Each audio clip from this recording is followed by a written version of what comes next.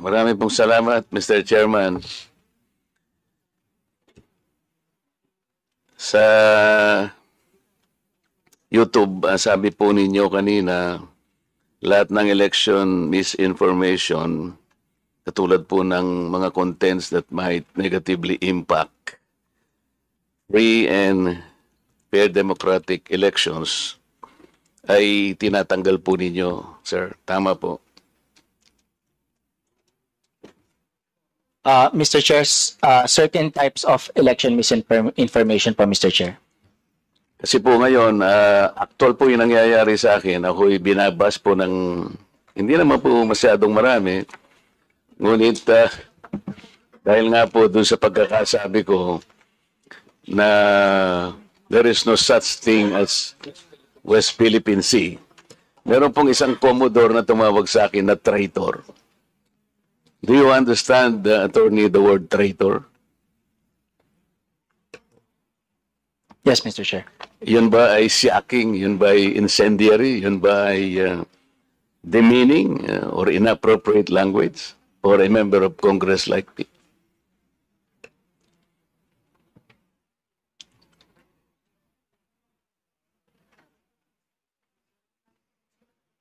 Mr. Chair, I don't know the full context of the statement, so I'm unable to provide a comment on that, Mr. Chair. Okay, let's give the context.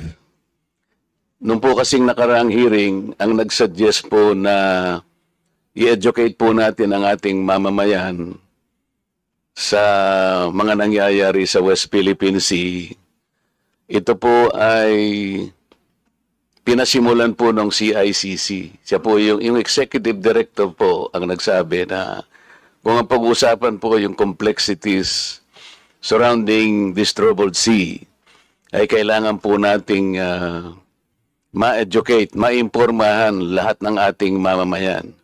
Yun po ay sinabi niya sa liwanag ng maraming misinformation, marami pong mga deepfakes, mga fake news. Tama naman po siya sapagkat sabi nga niya, only an informed citizen can repel a fake news. Ako po, sinuportahan ko yung pangungusap na yun sapagkat kailangan lang. Sapagkat hindi naman po pwedeng pag-usapan po natin ang West Philippine Sea ng tayo-tayo lang. Sapagkat marami rin pong claimants kasi na pinag-uusapan dyan sa bahaging yan ng ating mundo. Dapat So, ganito po. gusto kong pasimulan po yung public discourse nung sinabi kong there is no such thing as West Philippine Sea. Ang ibig ko pong sabihin, if we involve the international community, hindi po nila makita sa mapa yung West Philippine Sea. Hanggat hindi po kasi natin na ipatatala ito do sa pandaigdigang patalaan ng mga dagat, magtataka po yung mga bansang nasa Europa halimbawa. I-google nila o baka gamitin pa nila yung mga platapormang ginagamit po, YouTube, Facebook. Hindi, o baka gamitin pa nila yung mga platapormang nasa Europa halimbawa. I-google nila o baka gamitin pa nila yung mga platapormang ginagamit po, YouTube, Facebook. Hindi po nila makikita sapagkat anyone that googles that particular area of our world, ang nakasulat lang po doon ay South China Sea. Hindi po naman nangangahulugan na pag sinabi natin South China Sea, pag-aari na ng China yon. In the same manner, Mr. Chair, yung Indian Ocean, hindi po pag-aari ng India yon. Yung Gulf of Mexico, Mr. Chair, hindi rin pag-aari ng Mexico. Ang ibig sabihin, gusto po nating iklaro lahat sapagkat ayaw nating payagan na magkakaroon ng misconception, miscommunication. Ang West Philippine Sea tayo po ang kumilalang. Tayo lamang po. Kung tayo lang naman po rito at wala na po tayong kasamang ibang bansa, okay na po sana yon. Hindi po pwede yung ganun sapagkat lalo na ngayon, pinag-uusapan nga po yung panig ng mundo na yan, ayaw nating masabi man lang ng ibang bansa, ano ba yung pinagkakaguluhan dito? Bakit hindi namin makita yung West Philippine Sea? Kasi hindi nga po nakatala. Ang patalaan po, Mr. Chair, yung tinatawag lang International Hydrographic Organization. Ngayon po yung isang Commodore, tinawag po niya ako na traitor. Nang hindi po niya tiningnan yung konteksto ng pinag-uusapan. Bakit po hindi nyo ipaliwanag sa buong mundo na pinatatala na natin yung West Philippine Sea pero hindi natin maitala-tala. Matagal na pong panahon na pilit nating ipatala, hindi pa po na ipatatala. Kaya sa ngayon, hindi po nire-recognize. Tayo lamang po yon. Mr. Chair, yun pong sinasabi nating West Philippine Sea. Ito po yung bahagi ng ating exclusive economic zone. Atin po yun, for the record, kinakailang pong malaman ng lahat. Atin po yun, kahit anong mangyari, we will fight anybody to the last drop of our blood. Atin yun, yun ang ating exclusive economic zone. May pangalan o walang pangalan, atin yun. Pero yung isang Commodore na masyadong emotional, tinawag niya akong traitor, Mr. Chair, nang hindi po niya naiintindihan ang pinanggalingan ng pinag-uusapan dito. Pwede po ba tayong gumawa ng kalye, tayo-tayo lang, nang hindi natin ipatatala sa barangay o kaya sa munisipyo? Pagka pumunta ron si Honorable Barber may sakay-sakay ng isang tricycle at iwi-wish niya yon. Sapagkat ang gumawa lang doon si Congressman Paduan o sarili niya lang, hindi niya makikita yun, maliligaw yung tao. Yun ang ibig ko po sabihin. Ilagay po natin sa konteksto ng pangmundong pag-uusap ito. Hindi po tayo nag-iisang bansa lang sa daigdig. Yan po yung ibig ko sabihin. Ngayon, kung mag-google po o kung magbablog po yung mga ibang mga tao at ipipilit nila na si Congressman Marcoleta, maka-China pala ito.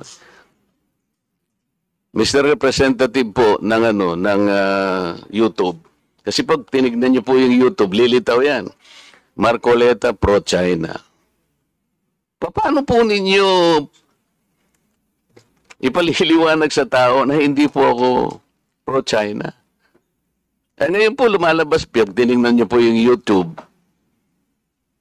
lalabas po doon ewan ko sino po yung gumawa niya, pero maliwanag na talagang election misinformation, Mr. Chair. Lahat kanya ng kandidatong senador ni PRRD ay financially supported by China. Nandyan po ngayon sa YouTube. Lahat po niyan siguro nakikita nyo na. Paano po ito, hindi po niyo ite-take down itong mga contents na ito, sir?